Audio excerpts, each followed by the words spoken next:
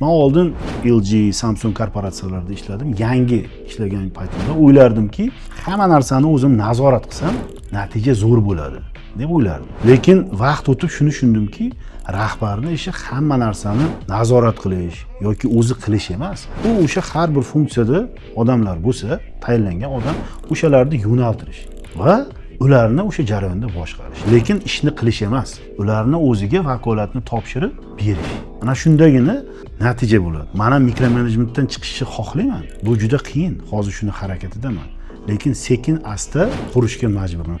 Agar masshtabga chiqishni xohlasangiz, hamma narsani nazorat qilishga harakat qilish kerak emas. Tizim qurish kerak.